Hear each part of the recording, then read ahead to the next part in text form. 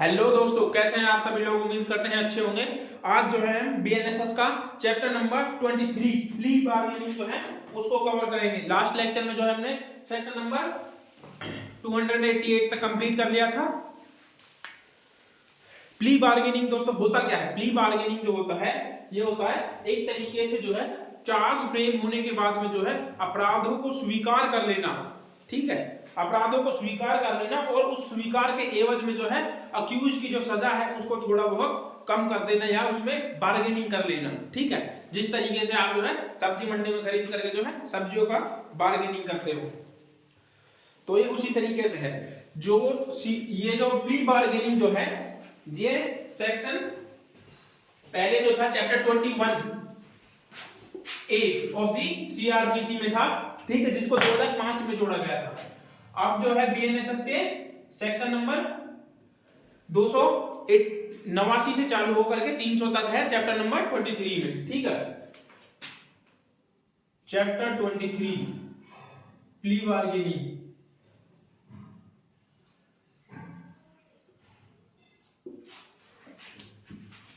Plea bargaining क्यों जरूरी है? देखो, प्ली बार्गेनिंग के इफेक्ट क्या होते हैं। एक तो प्ली बार्गेनिंग से जो है फास्ट जो है निपटारा होता है मैटर्स का। जब आपने जो है चार्ज फ्रेम होने के बाद में जो है आपने एक्सेप्ट कर लिया कि हाँ मैंने ये ऑफेंस किया है, तो उसके बाद में जो है मजिस्ट्रेट सीधा रिकॉर्ड करते हुए स्टेटमेंट को आपको कन्विक्ट कर देता है। और यदि आप प्ली बार्गेनिंग में जाते हैं, ठीक है, तो आपको जिस हिसाब से आपकी प्ली बार्गेनिंग होती है पार्टी से, उस हिसाब से जो है आपकी सजा डिसाइड होती है। न्यायालय जो होता है उस पर इससे बर्डन भी कम होता है। ठीक है, दूसरा, सजा में जो होती है ना इसमें थोड़ी नरमी होती है। जैसे मान लीजिए किसी ऑफेंस में 10 साल तक की सजा है और यदि वो प्ली बार्गेनिंग करते हैं, आपस में दोनों पार्टीज बैठ करके जो है डिसाइड करते हैं और वो ये डिसाइड करते हैं कि उसको सजा दी जाएगी और फर्स्ट टाइम ऑफेंडर है तो उसको 1/4 दी जाएगी और सेकंड, और यदि वो ऑफेंडर है ही तो उसको हाफ दे दी जाएगी। ठीक है, और ये आपराधिक न्याय प्रणाली का ना सबसे तेज तरीका है। ठीक है, समरी ट्रायल से भी तेज तरीका क्या है? प्ली बार्गेनिंग करना। और इसमें दूसरी सबसे बड़ी बात, कम खर्च होता है और पीड़ित पक्ष जो होता है इसमें उसको भी सुना जाता है, क्योंकि उसकी सहमति के बिना जो है प्ली बार्गेनिंग आप नहीं कर सकते। प्ली बार्गेनिंग को जो है कब जोड़ा गया था? मलिमत कमेटी के सिफारिश पर जोड़ा गया था। ठीक है,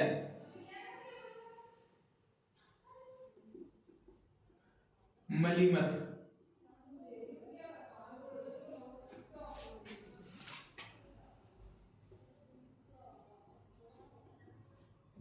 2005 में। याद रखना इस चीज को, प्री में पूछ लेते हैं कब जोड़ा गया था? 2005 में। अब आता है सेक्शन नंबर 289 पर। बेरक निकाल लीजिए आप सभी, और जिनके पास बेरक नहीं है वो अपने बेरक ले लें, क्योंकि विदाउट बेरक जो है आप जो है लॉ को नहीं समझ सकते। बेरक का होना नेसेसरी है आप सभी के लिए। 289 एप्लीकेशन ऑफ चैप्टर, अध्याय का लागू होना। ठीक है, कि मतलब कि ये चैप्टर जो है कहां पर लागू होता है। तो इसमें देखिए क्या कहता है, यह अध्याय ऐसे अभियुक्त के संबंध में लागू होता है जिसके विरुद्ध क्या है?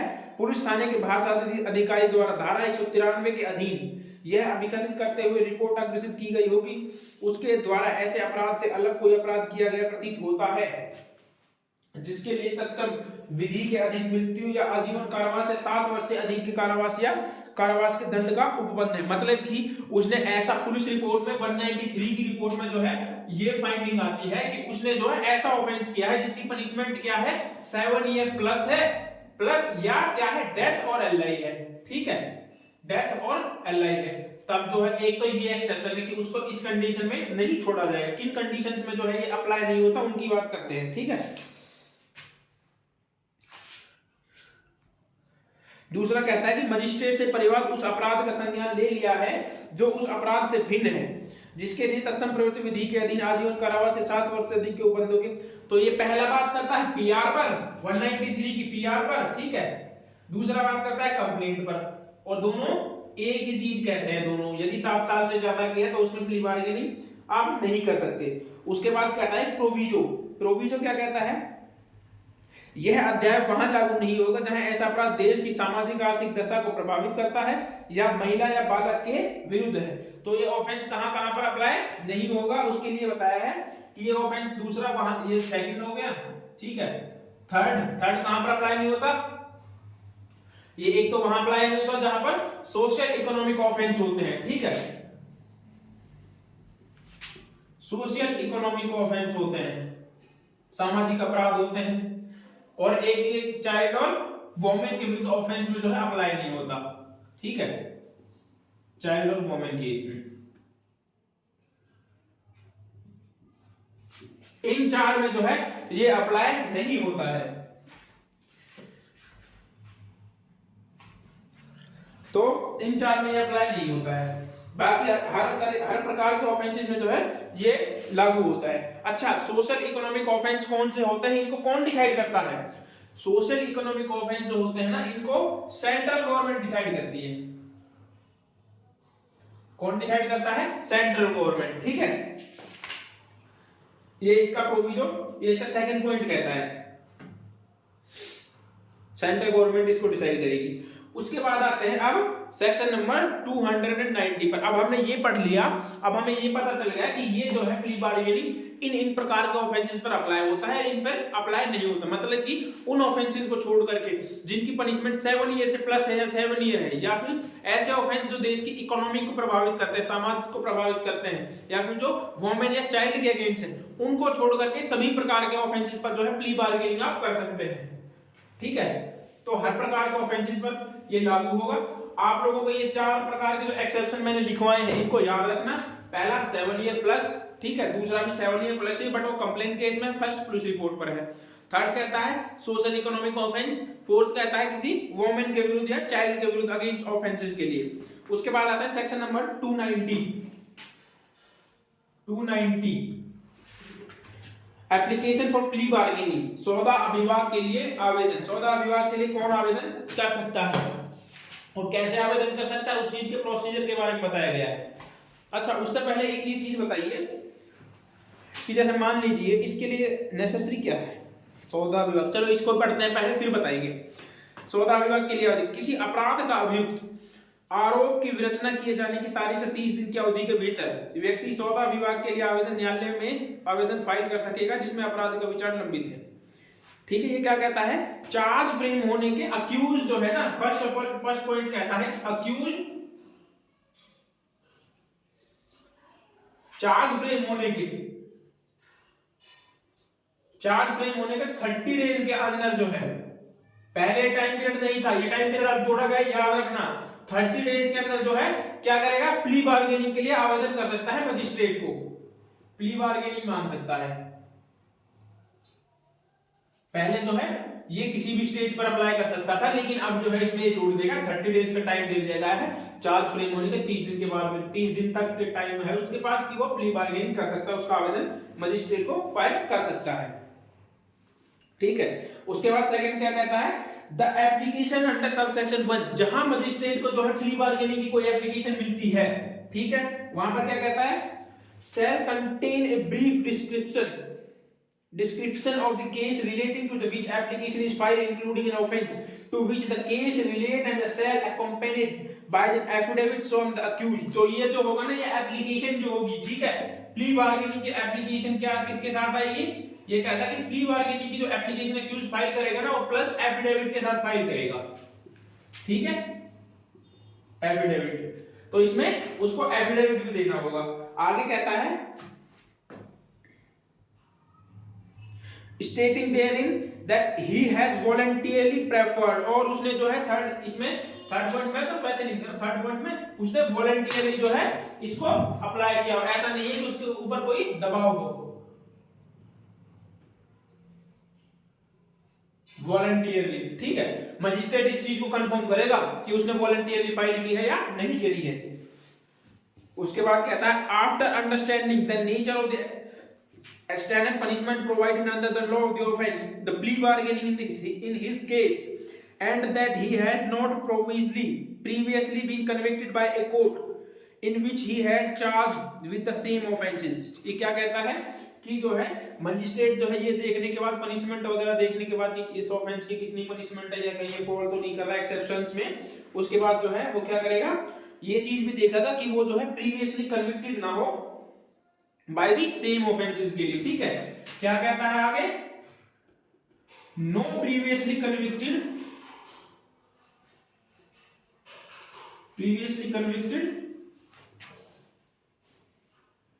इन सेम ऑफेंसेस। ठीक है, सेम ऑफेंस।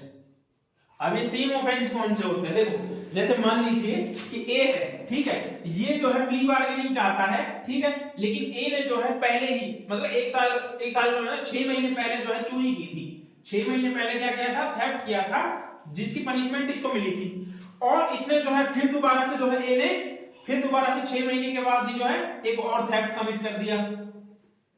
तो अब जो है ये जो है इसके लिए प्ली बार्गेनिंग के लिए एप्लीकेबल नहीं है। क्यों नहीं है, क्योंकि ये प्रीवियसली कन्विक्टेड है सेम ऑफेंसेस में। अगर यहां पर ये थेफ्ट की जगह पर जो है चीटिंग के लिए लायबल होता तो जो है ये एप्लीकेबल होता। ठीक है, क्यों, प्ली बार्गेनिंग कर सकता था क्योंकि वो सेम ऑफेंसेस पे नहीं था, तो ये जो है सेम ऑफेंस पर अप्लाई होता है। ठीक है, आप जो है चाहे तो इस चीज को एक्सेप्शंस में भी लिख सकते हैं कि कहां पर अप्लाई नहीं होता। आप इस चीज को ऐसे भी लिख सकते हैं कि जो है यदि वो 2 बार सेम ऑफेंसेस के लिए कन्विक्टेड है, एक से ज्यादा बार, तो जो होगा वो अप्लाई नहीं होगा प्ली बार्गेनिंग पर। अब आता है थर्ड पर। थर्ड क्या कहता है, after receiving the application subsection 1, मतलब कि जो सबसेक्शन 1 की जो प्ली बार्गेनिंग की एप्लीकेशन है, इसको रिसीव करने पर मजिस्ट्रेट जो होगा ना, court shall issue notice to the PP और complainant of the case and to the accuse और the appear on the date fixed on the case. ठीक है, तो ये क्या करेगा, जैसे मान लीजिए कि ये एप्लीकेशन फाइल हुई, मजिस्ट्रेट ने ये सब चेक कर लिया कि जो है मजिस्ट्रेट के पास ये एप्लीकेशन फाइल होती है। मजिस्ट्रेट का क्या काम होता है, वो एफिडेविट के साथ आता है तो उसको पहले ये देखा कि तू वॉलंटियरली है या नहीं है, प्रीवियसली कन्विक्टेड तो नहीं है। उसके बाद में जो है थर्ड मजिस्ट्रेट के पास ये आता है कि वो जो होगा पीपी को, यदि पुलिस रिपोर्ट पर आया है तो, या फिर किसको, कंप्लेनेंट को, यदि कंप्लेंट केस है तो कंप्लेनेंट को जो है क्या कर देगा, नोटिस भेज देगा। ठीक है, नोटिस भेज देगा डेट पर अपीयर होने के लिए, अपीयरेंस के लिए। ठीक है, कि किस डेट पर आपको जो है आना है, उन दोनों को नोटिस भेज देगा कि जो है अक्यूज ने इस तरीके से जो है प्ली बार्गेनिंग की एप्लीकेशन लगाई है, और उनसे जो है उनका जवाब मांगेगा। जवाब क्या मांगेगा, वो अपीयर होना है उसी डेट पर जो है। ठीक है, एक ही बात है। उसके बाद आते हैं फोर्थ पर। फोर्थ क्या कहता है, when the public prosecutor of the complainant or the complainant of the case and the accused appear on the date fixed under subsection 3। यहां पर क्या कहता है फोर्थ में, फोर्थ में बस फर्स्ट को लिखे रहने दो आप। ठीक है, प्ली बार्गेनिंग के लिए एप्लीकेशन, तो ये समझ में आपको इजीली हेल्प कर देगा। तो फोर्थ कहता है, फोर्थ ये कहता है कि जो है जहां पर जो है ये जो इसने थर्ड में कहा था कि सबसेक्शन 3 में जो उसको डेट दी गई है, पीपी साहब को, कंप्लेनेंट को, अक्यूज को जो है डेट जो डेट दी गई है ना अपीयर होने के लिए, उस डेट पर जो है क्या होता है, अक्यूज जो है अपीयर होता है। The court shall examine the accused in camera. तो कोर्ट क्या करेगी, इन कैमरा जो है अक्यूज को एग्जामिन करेगी। इन कैमरा क्या करेगी, एग्जामिन करेगी अक्यूज को, एग्जामिन करेगी। where the other party in the case shall not to be present to satisfy itself the accused has filed the application voluntarily and where, और जहां पर जो है अदर पार्टी जो है प्रेजेंट नहीं होती है और मजिस्ट्रेट जो है इससे सेटिस्फाई हो जाता है कि जो है इसने वॉलंटियरली जो है ये फाइल करी है, तो वो दो कार्य करेंगे। दो कौन से करेंगे, फर्स्ट करेंगे ए में क्या कहता है, देखो न्यायालय को यह समाधान हो जाता है कि आवेदन अभियुक्त द्वारा स्वेच्छा से फाइल किया गया है, वहां पीपी या परिवादी और अभियुक्त को मामले के पारस्परिक संतोषप्रद निपटारे के लिए 60 दिन से अनधिक का समय देगा, जिससे अभियुक्त द्वारा पीड़ित व्यक्ति के मामले के दौरान प्रतिकर और अन्य खर्च देना सम्मिलित है। एक बार स्टार्टिंग से पढ़ते हैं, ज्यादा लंबा हो गया ना। न्यायालय को जहां ये समाधान हो जाता है कि आवेदन अभियुक्त द्वारा स्वेच्छा से फाइल किया गया है, तो मतलब क्या कहता है, जहां कोर्ट इस चीज से सेटिस्फाई होता है कि जो है अक्यूज ने जो आवेदन है वो वॉलंटियरली किया है, किसी तरीके के दबाव में नहीं किया है, वहां जो होगा लोक अभियोजक या परिवादी और अभियुक्त को मामले के पारस्परिक संतोष पर निपटाने के लिए 60 दिन से अधिक का समय देगा। पीपी को किसको देगा, याद रखना, पीपी और कंप्लेनेंट। ठीक है, कंप्लेनेंट इसको जो है 60 डेज का टाइम देगा कि आप जो है एक संतोषप्रद निपटारा जो है कर लीजिए। सेटिस्फैक्टरी डिस्पोजिशन जिसको बोलते हैं म्यूचुअल सेटिस्फैक्टरी डिस्पोजिशन, एमएसडी बोलते हैं जिसको। मैंने तो एमएसडी करके याद किया था, ठीक है। पीड़ित व्यक्ति जहां जिसमें अभियुक्त द्वारा पीड़ित व्यक्ति को मामले के दौरान प्रतिकर और अन्य खर्च देना सम्मिलित है, तत्पश्चात मामले की आगे सुनवाई की तारीख नियत करे। और यहाँ पर जो है इन दोनों को जो 60 डेज का टाइम दे देगा और जो है एक 60 दिन बाद की कोई भी डेट फिक्स कर देगा कि आप जो है इस डेट पर अपील हुई है, जब तक आप फैसला कीजिए कि आपको करना क्या है, प्ली बार्गेनिंग करनी है या नहीं करनी है। उसके बाद सेकंड कहता है न्यायालय का यह पता जंगमता है कि आवेदन अभियुक्त द्वारा स्वेच्छा से फाइल नहीं किया गया, जहां कोर्ट को ये लगे कि जो है ये आवेदन जो है वॉलंटियरली फाइल नहीं किया गया है, ठीक है। एप्लीकेशन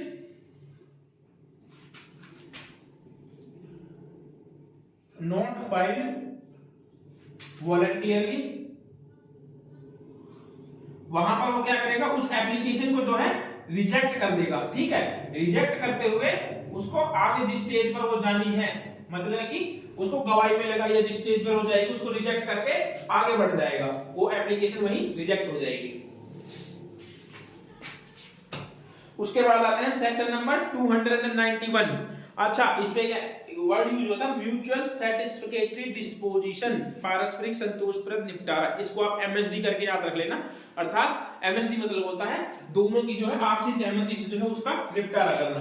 अब आते हैं सेक्शन नंबर, अब जो लिखूंगा वो एमएसडी ही लिखूंगा, ठीक है, याद रखना। अब आते हैं सेक्शन नंबर 291, पारस्परिक संतोषप्रद निपटारे के लिए मार्गदर्शी सिद्धांत। ये क्या था, guidelines for mutual satisfactory disposition. धारा 290 की उपधारा 4 के खंड ए के अधीन पारस्परिक संतोषप्रद निपटारे के लिए न्यायालय निम्नलिखित प्रक्रिया अपनाएगा। जब कोर्ट को ये लगे ना कि ये वॉलंटियरली फाइल किया है और सब कुछ सही है, तो किस प्रोसीजर को अपनाएगा उसके बारे में बात कर रहा है, ठीक है। 291 उसका एक कहता है पुलिस रिपोर्ट पर दायर किसी मामले में न्यायालय पीपी पुलिस अधिकारी जिसमें मामले का अन्वेषण किया है, कौन कौन, देखो 291, ठीक है। इसमें कौन कौन होगा, एक, जब मजिस्ट्रेट सेटिस्फाई हो प्रॉपर तरीके से और वॉलंटियरली फाइल किया हो तब का प्रोसीजर है, तो उसमें क्या होगा, और मैटर जो है पुलिस रिपोर्ट पर हो, मैटर किस पर हो, पीआर पर, पुलिस रिपोर्ट में। तो उसमें कौन कौन होगा, उसमें पहले कहता है पीपी, एक होगा पीपी, ठीक है। दूसरा कहता है आईओ, सेकंड होगा आईओ, थर्ड कौन होगा, जिसमें मामले का इन्वेस्टिगेशन किया है, अभियुक्त और मामले में पीड़ित व्यक्ति को, अक्यूज्ड, और कौन होगा, विक्टिम। संतोषप्रद निपटारा करने के लिए बैठक में भाग लेने के लिए सूचना जारी करेगा। और जो है इनको जो है बैठक में भाग लेंगे और ये चारों जो है मिलकर के जो है अपना एमएसडी करेंगे। एमएसडी मतलब म्यूचुअल सेटिस्फैक्टरी डिस्पोजिशन, किस तरीके से जो है मैटर को सेटल किया जा सकता है। इसमें यही पूछा जाता है कि आप व्यक्ति को जो कितना कंपनसेट करने के लिए तैयार हो, क्या दे सकते हो, कितनी पनिशमेंट है, ये थोड़ी सी बार्गेनिंग कर लेता है। इसमें ये कह देता है कि आप जो है मेरे को इतनी, जैसे मान लीजिए किसी में 6 साल तक की सजा है, तो वो क्या कह सकता है कि मेरे को जो है आप 2 साल की सजा दिलवा दीजिए और मैं 4 लाख रुपए 10 लाख रुपए जो इसको दे दूंगा एज ए कंपनसेशन। तो अगर ये इस तरीके से डिसाइड हो जाता तो ये डिसाइड, कुल मिलाकर ये है कि ये जो चारों मिलकर के जो है डिसाइड करेंगे। उसके बाद बी प्रोविजो है, प्रोविजो क्या कहता है, provided that through out such process of working out A satisfactory disposition of the case. मैं जो है हिंदी और इंग्लिश दोनों में पढ़ दे रहा, ताकि जो एक ये ना कहे कि मैं हिंदी में भी ना पढ़ रहा, एक ये ना कहे कि सिर्फ हिंदी में पढ़ रहा हूं, इसलिए मैं इंग्लिश में भी पढ़ रहा हूं, ठीक है। तो इसका प्रोविजन ये कहता है कि जो कोर्ट ये तय करेगा कि जो उसमें बैठे हैं ना वो वॉलंटियरली बैठे हों, ठीक है, completely volunteer by the parties the participating in the meeting. जो मीटिंग में जाएंगे ना कंप्लीटली वॉलंटियरली ही जाए। उसके बाद एक और प्रोविजन है, ये क्या कहता है, ये कहता है कि अक्यूज्ड यदि चाहे तो, ठीक है, अक्यूज्ड यदि चाहे तो वो अपने एडवोकेट के साथ भी यहां पर बैठ सकता है मीटिंग में, और एडवोकेट के साथ ही बैठते हैं जब भी कभी ऐसी कंडीशन आती है, ठीक है। इसमें ये प्रोविजो में है, इसमें नहीं, ए में तो ये था, इसके प्रोविजो में था कि एडवोकेट जो उसमें बैठ जाएगा। उसके बाद आता है बी। बी क्या कहता है कि जब मैटर पुलिस रिपोर्ट से अलग हो। पुलिस रिपोर्ट से अलग क्या होता है, या तो सुओ मोटो होता है या कंप्लेनेंट होता है। जैसे मान लीजिए आप कंप्लेंट बनाते हैं, ठीक है,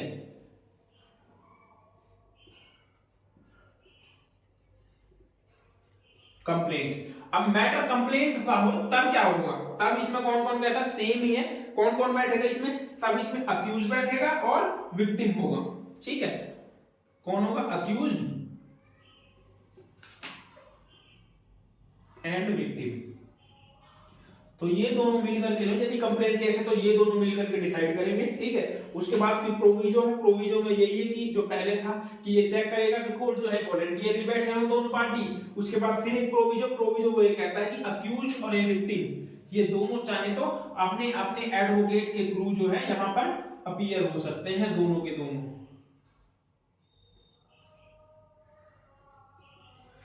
ये कहता है सेक्शन नंबर 291, ठीक है। ये इस तरीके के प्रोसीजर की बात करता है। 291 का जो प्रोसीजर था, आई होप आपको समझ में आ रहा होगा अच्छे से, ठीक है। अब आते हैं सेक्शन नंबर 292, संतोषप्रद निपटारे की रिपोर्ट कोर्ट के समक्ष प्रस्तुत किया जाना। जो अब ये रिपोर्ट होगी ना, इन्होंने जो मीटिंग की, इसकी चाहे नेगेटिव रिपोर्ट हो चाहे पॉजिटिव रिपोर्ट हो, चाहे निपटारा हुआ हो या ना हुआ, उसकी रिपोर्ट जो होगी कोर्ट के पास जाएगी, ठीक है। 292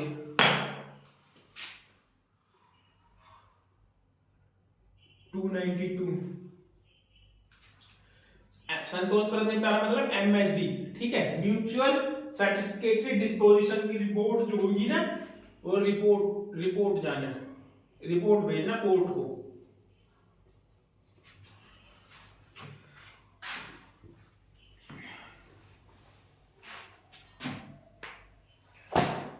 जिन्होंने फर्स्ट तो यही कहता है कि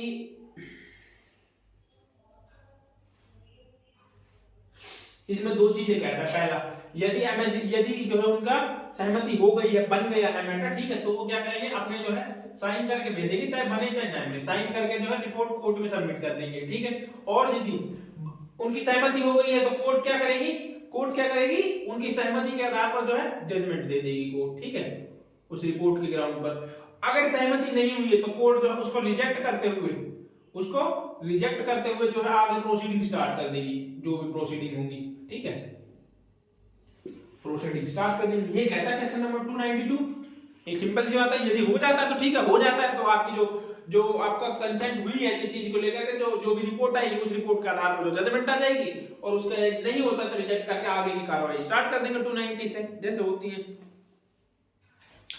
अब आते हैं section number 293, disposal of cases, मामले का निपटारा किस तरीके से होगा, अब उसके बारे में बात करते हैं, ठीक है।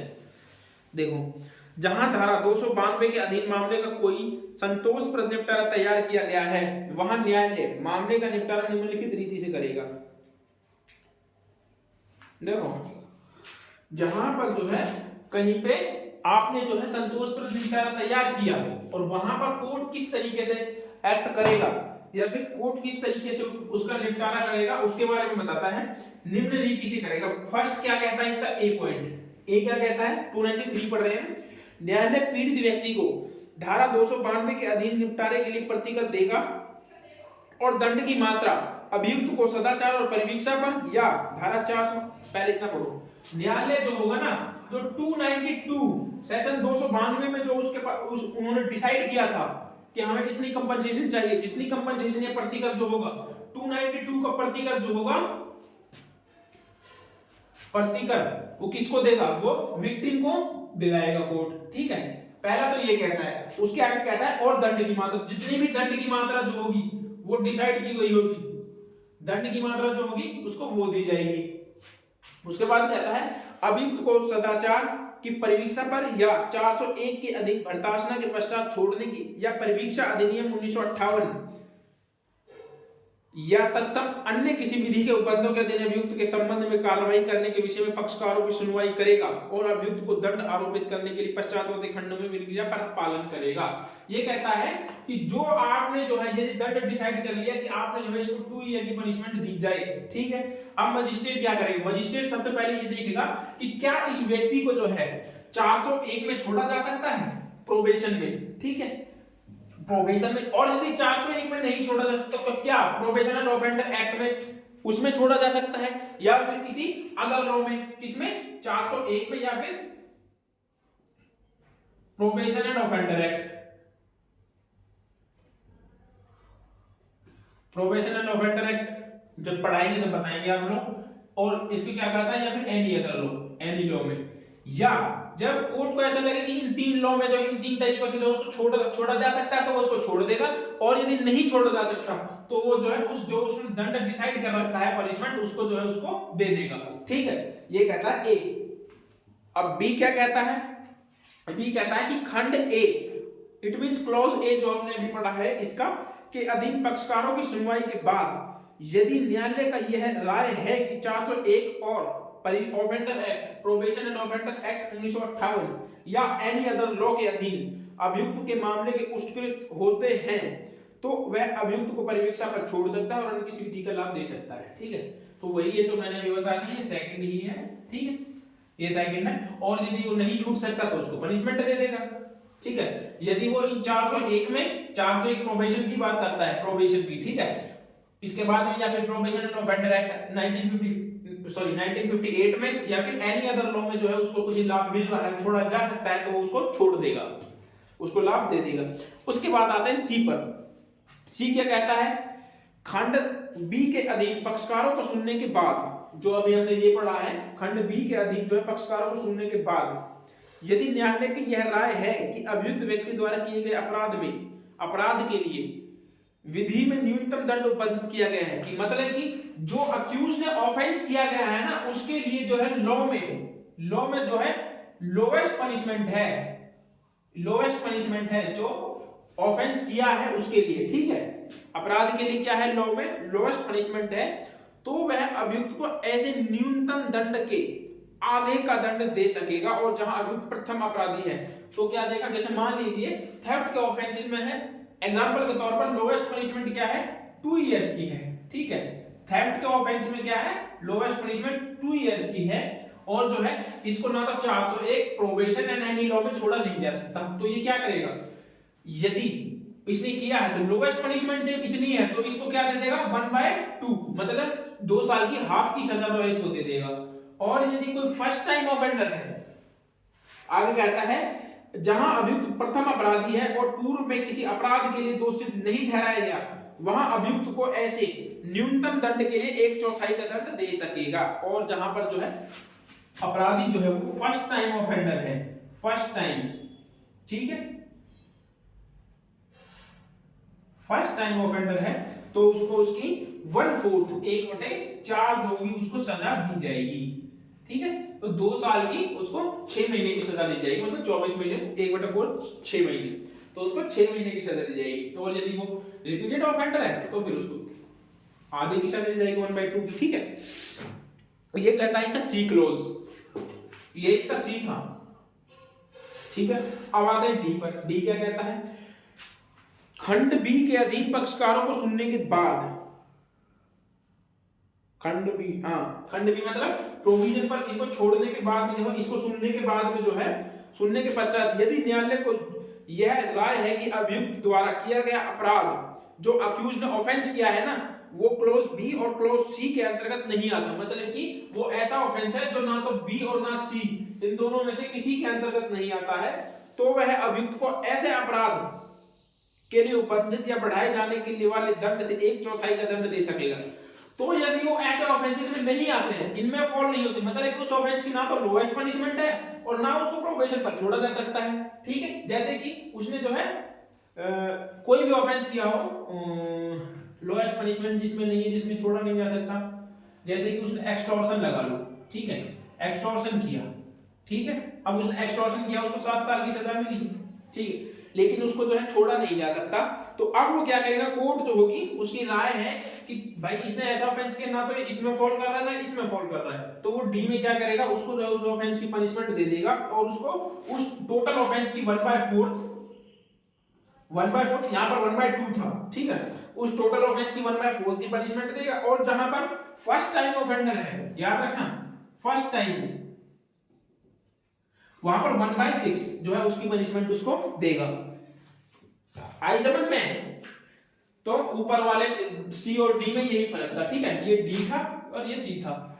डी में ये था कि 1/4 थी, 1/6 है, 1/6, ठीक है, सी में 1/4 है, इसमें 1/6 है, इसमें हाफ है, इसमें 1/4 है, ठीक है, याद रखना इसी को। यहाँ पर जो है मेनली जो है आपका प्ली बार्गेनिंग जो है यही खत्म हो जाता है वैसे तो, बाकी के जो सेक्शंस हैं वो इतने इंपॉर्टेंट है नहीं, आप लोगों की खुद भी उन्हें सेल्फ रीड भी करोगे तब भी वो जो है एक बार में ही अच्छे से आप लोगों को समझ में आ जाएंगे। और लेकिन ऐसा नहीं है कि मैं नहीं बताऊंगा, मैं फिर भी बताऊंगा आप लोगों को जो है यहां से करने के बाद ना आपको जो है एक बार एटलीस्ट चीजों को बस रिवाइज कर लेना है, उसके बाद आप एक दिन बाद या 2 दिन बाद जो उन चीजों को अच्छे से रिवाइज करोगे ना 2-3 बार में, तो आपको चीजें अच्छे से समझ में आ जाएगी। और YouTube पर वीडियोस पड़ी होती है जहां पर आपको नहीं समझ में आता वहां पर आप दोबारा देख लो, कोई ऐसी दिक्कत भी नहीं है, लेकिन करना जरूर है आप लोगों को। और हमेशा याद रखें कि करते टाइम पे कभी भी लॉ पढ़ते टाइम ऐसा नहीं है, किसी मेरे ही लेक्चर में किसी का भी लेक्चर में यदि आप पढ़ रहे हैं तो आपके पास, यदि आप लॉ नहीं पढ़ रहे तो बुक होनी चाहिए, और बुक यदि आप लॉ पढ़ रहे हैं तो आपके पास बेयर एक्ट होना नेसेसरी है। यदि आपके पास बेयर एक्ट नहीं है तो आप जो है इनको कभी नहीं समझ पाओगे अच्छे से। अभी आप लोगों को लग रहा होगा समझने के बाद भी कि यार बहुत इजी है, समझ लिया, ठीक है, आपको हफ्ता 10 दिन याद रहा, भूल गए, ह्यूमन नेचर है चीजों को भूलना, आप भूलते हो। और जो इस चीज के डिनाइल में रहता है, ठीक है, कि हाँ यार कर लिया, वो कभी भी जो है कोई बड़ी अचीवमेंट नहीं कर पाएगा, ये मैं दावे के साथ कह सकता हूँ। तो इसलिए अपने जो है नोट्स बनाते रहे प्रॉपर, और जो है अच्छे से स्टडी करते रहे अपने जो भी एग्जाम की तैयारी वगैरह आप कर रहे हैं।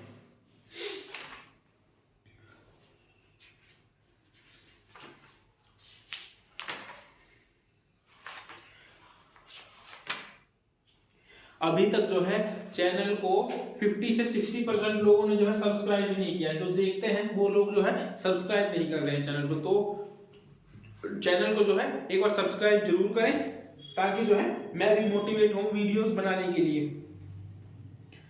उसके बाद आते हैं हम सेक्शन नंबर 294 पे। ठीक है, बहुत हो गया। एक तो कोई अगर लाइव भी पढ़ाएं तो एटलीस्ट दिखे तो सही। सोच रहा हूँ लाइव स्टार्ट करूंगा बट अभी नहीं कर रहा, बाद में करेंगे यार, जब आप लोगों के कमेंट्स आएंगे ना तब स्टार्ट करते हैं। ठीक है, अभी क्या ही स्टार्ट करना, वैसे भी इतना बर्डन है नहीं, पहले इसको कंप्लीट कर लेते हैं आराम से। समथिंग 300 तक तो आज हो ही गया, उसके बाद में जो है 15 से 16 लेक्चर और लगेंगे और ये कंप्लीट हो जाएगा।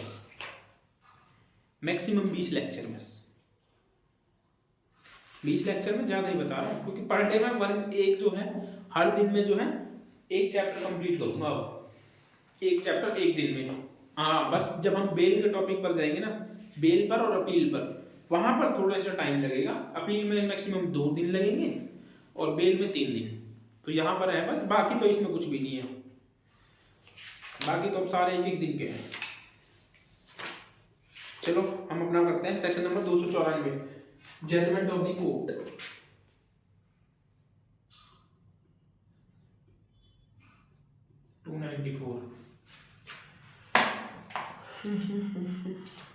ये चल रहा है यार, ठीक है। न्यायालय अपना निर्णय 293 को बंद निर्देशों के अनुसार खुले न्यायालय में देगा और उस पर न्यायालय के पीठासीन अधिकारी के साइन होंगे। तो इसमें तो समझाने कोई बात ही नहीं है, 293 के दिन निपटारा होगा। उसके बाद आता है सेक्शन नंबर 295। ठीक है, 295 क्या कहता है, निर्णय का अंतिम होना।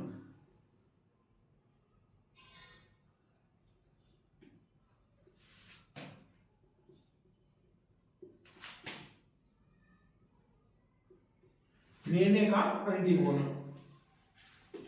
एक मिनट दोस्तों, ये सूख जाते हैं, इनको बंद करना जरूरी है।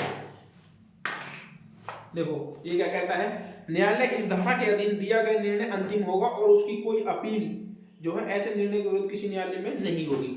तो जो है इसकी जो है ये कहता है संविधान के अनुच्छेद 136 के अधीन विशेष इजाजत याचिका और 226 और 227 के अधीन रिट याचिका के अलावा। ठीक है, तो इसकी क्या कहता है, फर्स्ट ऑफ ऑल तो ये कहता है कि इसकी कोई नो अपील। ठीक है,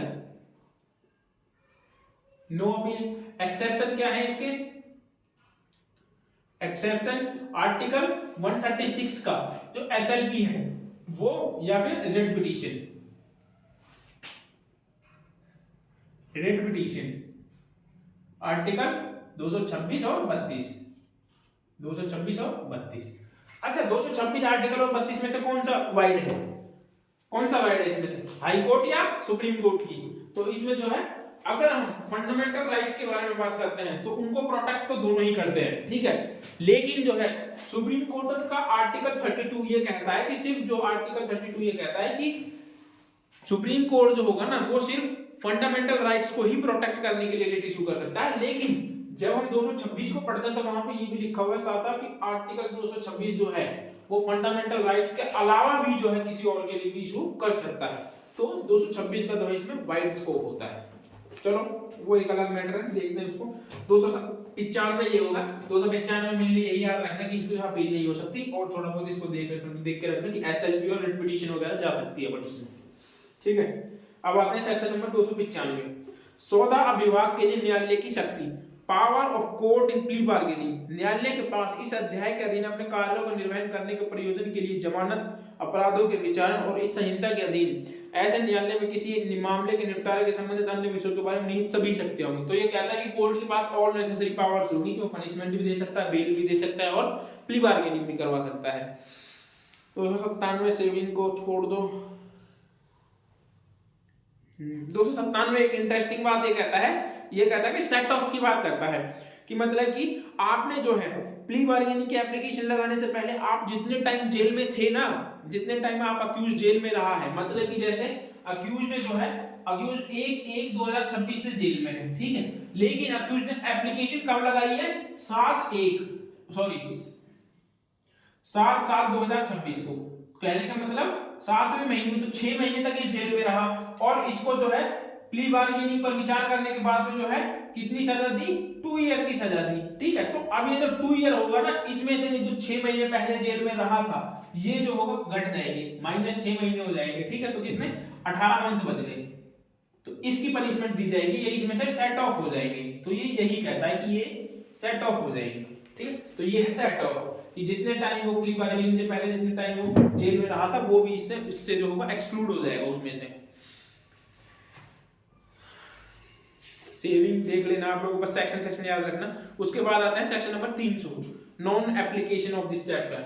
ये है सेक्शन 300 क्या कहता है कि ये चैप्टर कहां पर अप्लाई नहीं होता, ठीक है। तो ये जो चैप्टर्स है ना वो कहां पर अप्लाई नहीं होता, जेजे एक्ट पर जो है ये चैप्टर अप्लाई नहीं होता।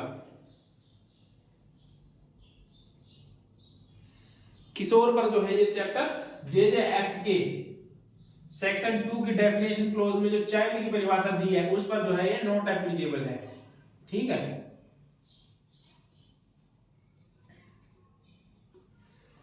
तो आज का जो है चैप्टर नंबर 23 जो है आज कंप्लीट हुआ दोस्तों फाइनली। और कल जो है चैप्टर नंबर 24, उसके बाद में चैप्टर नंबर 24 25 को जो है एक साथ कंप्लीट कर देंगे कल, क्योंकि इसमें कुछ है नहीं ऐसा। नहीं 24 तो हो जाएगा, 25 नहीं होगा। 307 से 336 बहुत बड़ा चैप्टर है, ठीक है। तो एक दिन में कर देंगे, कोई बात नहीं, कोई ज्यादा जल्दी तो है नहीं हमें। आज जो है ये कंप्लीट हो गया है। और जिनको नहीं पता उनके लिए बता दूं कि हमने जो है बीएनएसएस के अलावा बीएनएस की सीरीज भी जो है स्टार्ट कर रखी है, जिसमें हमने अभी 8 से 9 लेक्चर रिकॉर्ड कर दिए हैं। और उसमें हम जो है राइट टू प्राइवेट डिफेंस पर जो है अभी हैं, जिसने नहीं देखी एक बार आप वो भी देख लें, आप लोगों को समझ में आएगी अच्छे से, ठीक है। ये है कि बीएनएसएस जो है ना वो तो मैं बहुत अच्छे से पढ़ाता हूँ, उसको तो उम्मीद है कि आप लोगों को जो है समझ में आ रही होंगी चीजें, जो प्रॉपर देख रहा है। और जो फर्स्ट टाइम देख रहा है वो एक बार पीछे की जितने भी वीडियोस हैं उनको देख ले, ठीक है, तभी आप लोगों को चीजें समझ में आएगी ज्यादा इजीली। आई होप आप लोग खुश होंगे, अच्छे होंगे और आप लोगों को समझ में भी आ रहा होगा, तैयारी कर रहे होंगे प्रॉपर। टाइम वेस्ट नहीं करना है, जितनी जल्दी जो है सिलेबस कंप्लीट हो उतना ज्यादा बेटर है हमारे लिए, ठीक है। तो अब मिलते हैं नेक्स्ट वीडियो में दोस्तों, बाय बाय, थैंक यू।